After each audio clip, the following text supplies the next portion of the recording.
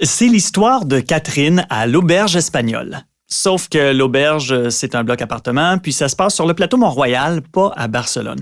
Mais Catherine, c'est bien Catherine. Catherine Etier, qui n'a pas son pareil pour jeter un regard pertinent et désopilant sur notre vie en société, qui est transformée, entre autres, par ce qu'on appelle l'économie de partage. C'est que je suis dans un bloc de 8 appartements qui est pas mal devenu l'Auberge Espagnole. C'est un hôtel. J'ai pas signé pour ça, moi, habiter dans un hôtel. Mes aventures. Tu veux dire leur mésaventures.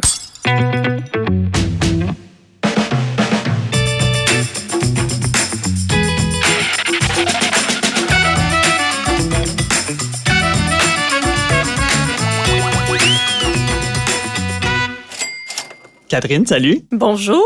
Je te présente Mathilde Roy, journaliste à Protégez-vous. Bonjour, Mathilde. Allô, Catherine. Merci d'être là. J'ai beaucoup de questions. Au secours. Tu es vraiment une chroniqueuse extraordinaire de notre quotidien.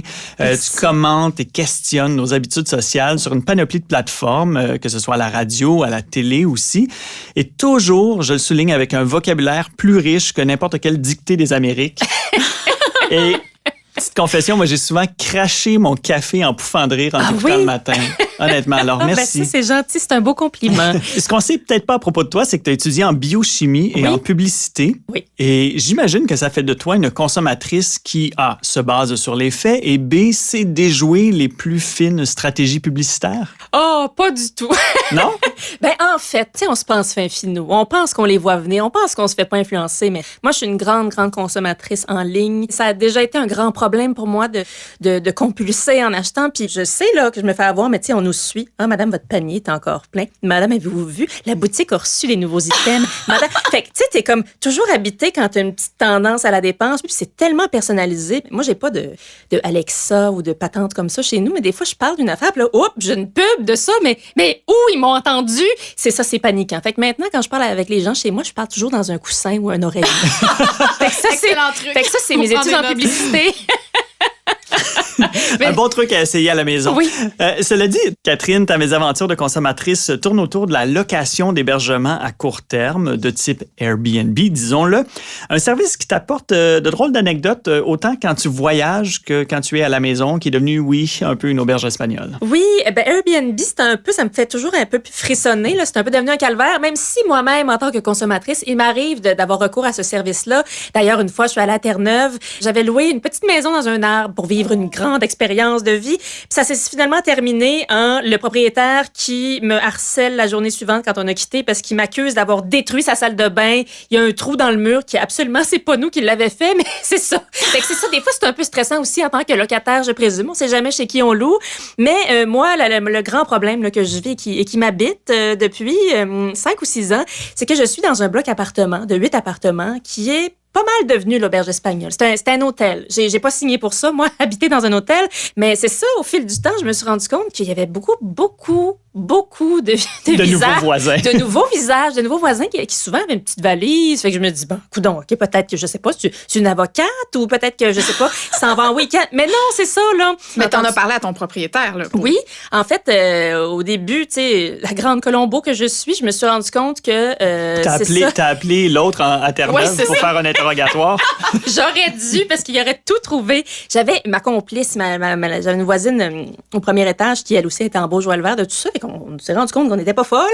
Puis moi, je suis allée sur Airbnb et j'ai trouvé mon appartement voisin. Je me suis trouvée, en quelque sorte. J'ai fait, ah, mon Dieu, il paye 3 fois plus que mon loyer. Tu comprends pourquoi le proprio fait ça. J'ai découvert que finalement, ben c'est lui qui les loue, ses appartements, maudite nounoune. Il a fait installer même une petite boîte à clés directement sur le mur extérieur du bloc appartement, habilement caché par un buisson. C'est discret. C'est très... Moi, je l'ai pas vu. Ça m'a pris vraiment des semaines avant de m'en rendre compte.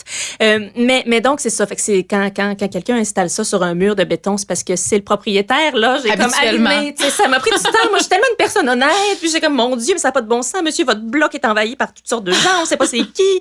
Mais non, c'est lui qui fait la palette. Puis évidemment, il m'a absolument jamais répondu au niveau de mes inquiétudes. Ça est déjà arrivé même que des personnes qui sont venues en voyage et qui ont loué plusieurs appartements, mais c'est la même gang. Fait que là, le party était dans le cage d'escalier. Puis je fais comment, mon Dieu, je sonne comme une dame de 108 ans qui veut sa quiétude. Mais en même temps, j'ai le droit.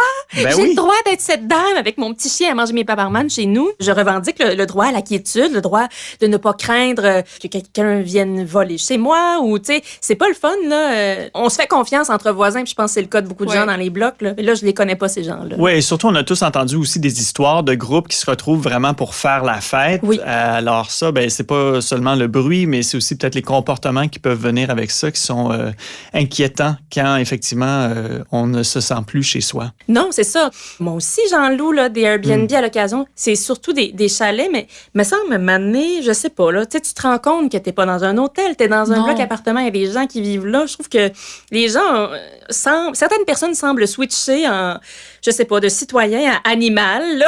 Ils sont en vacances, il y a plus de règles, puis c'est la fête. Je trouve ça bien particulier. C'est le revers de la médaille de l'économie de partage. Oui, c'est ça. Hein? Les profits vont à quelqu'un et on partage les désagréments parmi les locataires, par exemple. Mais là, ça soulève plein de questions. Mathilde, d'abord, moi, j'avais l'impression qu'à Montréal, on avait légiféré en la matière là, pour contrôler un peu Airbnb. Oui, bien en fait, la réglementation pour tout ce qui touche ce genre de location-là, ça varie d'une municipalité et même d'un arrondissement à l'autre. Oui. Il y a même des secteurs à Montréal là, où c'est pas autorisé de louer sur des sites comme Airbnb. Alors, de ton côté, Catherine, là, ce que tu pourrais faire, la première chose, ça serait de vérifier auprès de la Ville de Montréal si ton propriétaire est bel et bien autorisé à louer pour des courts moments. En fait, on parle de 31 jours ou moins sur les sites comme Airbnb, mais il y en a d'autres, hein, ça pourrait être Facebook, Kijiji, peu importe. Et pour le faire, tu peux communiquer avec le comptoir des permis de ton arrondissement. Ils vont te valider si c'est possible, n'est-ce pas? Communiquer avec le comptoir des permis. Tu sais, le rêve d'une vie. Moi, ça me prend 8 ans avant d'appeler quelque part quand c'est stressant. Mais d'accord, OK, ça peut être une première chose. Mais il faut savoir, par contre, qu'à compter de mars 2023, ce règlement-là va changer. En fait, ça va changer pour les personnes qui louent à court terme leur résidence principale. Ça va être rendu légal partout au Québec, sauf pour les municipalités qui voudraient l'interdire. En fait, il faudrait qu'ils tiennent un référendum auprès de leur population et qui adressent la demande au gouvernement provincial. Mais c'est dans quelques années. OK, donc la situation va s'aggraver. C'est ça qu'on dit. Il va y avoir moins de résidences règlements. principales. Donc, c'est des gens qui habitent. Dans ton cas, ton propriétaire... Non, il habite à Laval. C'est ça, ça ne le concerne pas. Ça le concerne pas. OK, d'accord. Mais il y a aussi une législation déjà en place au niveau provincial, Mathilde. Oui, absolument. C'est encadré par la loi sur les établissements d'hébergement touristique du gouvernement provincial. Et ce qu'elle dit, cette loi-là, en fait, c'est que n'importe qui veut louer son appartement doit obtenir auprès de la Corporation de l'industrie touristique du Québec 2 choses. La première, c'est une attestation de classification. Est-ce que c'est ta résidence principale ou secondaire? Et la deuxième chose, c'est un numéro d'établissement. Et ce qui est important, en fait, c'est que ce numéro d'établissement-là, qui est composé de 6 chiffres, ton propriétaire doit obligatoirement le fournir sur son annonce. Exactement. Ah, Donc, toi qui as trouvé la fameuse annonce, c'est intéressant. Si le numéro n'est pas là, c'est pas réglementaire. Donc, ça respecte pas, en fait, cette règle-là. On dirait que je suis 100% certaine qu'il n'y a pas de numéro. Il est caché dans le buisson, le numéro. Oui, c'est ça, à côté de la boîte à clés. mais dans ce temps-là, à qui on dénonce? Là, on va pas au bureau de la municipalité de Montréal? Là? Non, en fait, une personne à qui tu pourrais dénoncer, ça serait à Revenu Québec. Parce que s'il n'y a pas de numéro d'établissement, c'est fort probable qu'il ne respecte pas ses obligations fiscales. Et à ce moment-là, ça c'est considéré comme une résidence de tourisme illégale. Mon Dieu, c'était peurant, j'habite là! Oui! Alors, puis tu peux faire ça de façon anonyme. Hein. Il y a un formulaire de dénonciation sur le site de Revenu Québec. Ça peut être une avenue. Ah, ça, tu vois, j'haïs pas ça. On accumule les actions concrètes, là. On aime ça. Puis oui, le côté anonyme également. Ça, c'était pour le numéro d'établissement, mais l'attestation de classification, comment on sait si notre proprio en a une ou non? En fait, si c'est sa résidence principale, l'attestation aura la forme, en fait, d'un avis écrit qui doit être à la vue du public, que ce soit à l'entrée principale de la résidence ou de l'appartement. Si c'est une résidence secondaire, là, ça va avoir la forme d'un panonceau avec étoile et c'est la même règle qui s'applique. Il faut que ce soit visible à la vue. Visiblement, il n'y a pas de panonceau avec étoile. Tu sais, je suis pas mal certaine que plein de gens, peut-être, qui nous écoutent, qui vivent la même situation que moi, si les propriétaires sont comme, pas de mots, j'ai pas à te répondre, j'ai pas, tu sais, utiliser tous les subterfuges qui vont sans doute fonctionner, mais j'ai pas envie de se parler longtemps, ça me fait peur. Mais tu sais, c'est ça. Ça se peut qu'ils me disent, mêle-toi de tes maudites affaires. Tu sais, fin. Fait que là, on est pris à juste endurer le Airbnb. Là, ça amène un autre aspect. Je veux dire, ça vient perturber ta vie chez toi. Ça vient affecter ta paix chez toi. Si on est importuné par le bruit ou des comportements, les gens qui jasent dans le couloir, ben là, on se plaint à qui? Il y a toujours la police, là, évidemment, si jamais il y a un gros party qui se donne. Mais bon, en fait, ce qu'il faut savoir, c'est que ton propriétaire est quand même responsable de ce qui se passe dans le bloc dans lequel il te loue. Selon le tribunal administratif du logement, qui est anciennement la régie du logement, tu as le droit, toi, en tant que locataire, à ce qu'on appelle la jouissance de ton logement. Donc, si tu es sérieusement incommodé par le bruit, le va-et-vient des gens, que tu es dérangé vraiment, puis que ton propriétaire, il répond pas à tes messages, il remédie pas à la situation, un des recours, ça serait de lui envoyer une mise en demeure. Ça peut sembler aller loin, mais c'est un recours possible. Et si ça fonctionne pas, tu pourrais aussi porter plainte au fameux tribunal administratif du logement. Éventuellement, tu pourrais même demander en audience au tribunal, si ça se rend là, une diminution de ton loyer. Tu pourrais même réclamer des dommages et intérêts. Donc, ça peut aller loin quand même, là. Dans la catégorie, si vous ne pouvez pas les vaincre, joignez-vous à eux. Peut-être qu'une autre option, c'est que comme locataire, on se mette à sous-louer notre appartement sur Airbnb. Est-ce qu'on peut faire ça? Oui, pour toi, Catherine, ça va être compliqué parce qu'il faut que ça soit écrit sur le bail. Donc, il faut que tu aies l'accord de ton propriétaire. Ah oui. En passant, ce bail-là doit obligatoirement être en français. Le règlement de l'immeuble aussi, ça, c'est la Charte de la langue française qui le prévoit, à moins que, les parties demandent expressément que ça soit dans une autre langue. Et, une fois que tu as l'autorisation de ton propriétaire, à ce moment-là, tu dois demander ton numéro d'établissement, ton attestation de classification auprès de la Corporation de l'industrie touristique du Québec, moyennant un certain montant. Là. Faut être très motivé. Par contre, moi, je suis comme trop compliqué. Moi, je vais aller où? Je vais aller derrière le buisson, probablement. Moi, c'est le genre d'affaire, là. Oh non, à d'autres, là, je suis zéro aubergiste. Non. Selon la SCHL, qui est la Société canadienne d'hypothèques et de logement, au Canada, là, il y aurait au moins 31 000 logements qui ont été retirés du marché locatif à long terme à cause justement de la location à court terme comme Airbnb. C'est épouvantable. C'est beaucoup.